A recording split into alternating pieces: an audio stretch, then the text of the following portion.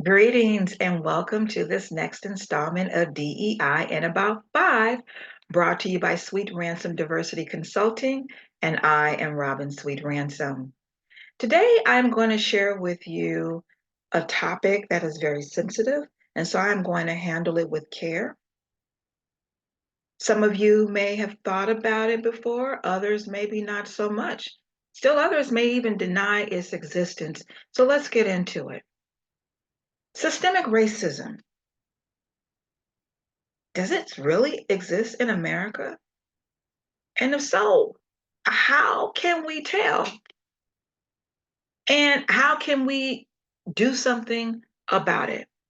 I want to invite you to look at systemic racism as a water supply issue or groundwater problem. And I want to encourage you to ask yourself, what's in the water? I invite you to take an honest look at racism in America, even look in your own organization and discern whether or not some of the toxicity that's in America's water has seeped into your water supply. If you see that, how can you be the change that you want to see? And how can you brainstorm some creative solutions collaboratively with others in your organization and even outside of your organization, recognizing that the solution is unique and it may be unique to your organization and the solution may come from you. What is systemic racism? Well, it is discrimination or unequal treatment that is directed at a particular ethnic group or groups. Its effects can be seen in all aspects of society, from the school system, the judicial system, the medical system, and everything in between. Those who are most adversely affected by this are Black people and Indigenous people or Native Americans, and they're part of a larger group referred to as BIPOC, Black, Indigenous, and people of color. And what is this groundwater approach? Well, the groundwater approach was a study done by the Racial Equity Institute, and they go into great detail about the problem and how to combat it. For the purposes of this brief video, I'll just give you the highlights. So it is a metaphor that illustrates that a racially structured society causes racial inequity that can be seen across multiple systems that don't even appear to be connected.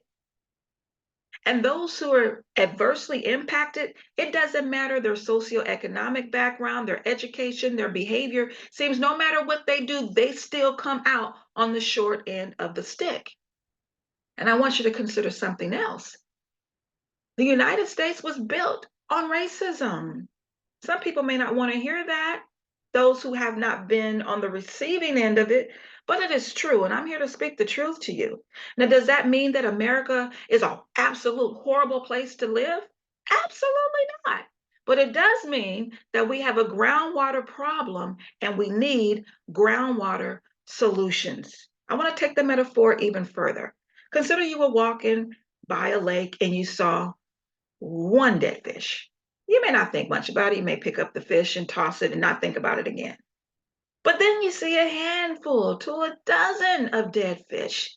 And then you recognize it's not just this lake, it's across many lakes that don't even appear to be connected.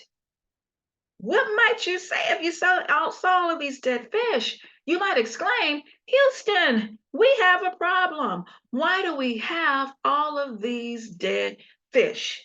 Most of us love fish, love to eat fish. My favorite is salmon.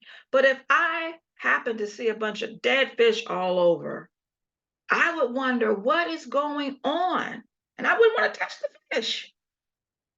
And I want you to consider that something is going on and what can be done about it. Consider the US population, and I'm not telling you what to think, I'm just encouraging you to ponder this. Which race tends to fare worse in healthcare, the school system, the judicial system? Which race or races came to mind for you? Do you see a pattern? What is the cause? Is the groundwater contaminated? And if so, what can you do? So I'm going to pause there. And I want to invite you to tune in again for the next installment of DEI in 5. And we're going to unpack the medical system and how it has been infected by this groundwater problem. All right, join me next time on DEI in about 5. And remember, diversity plus you equals solutions. See you next time.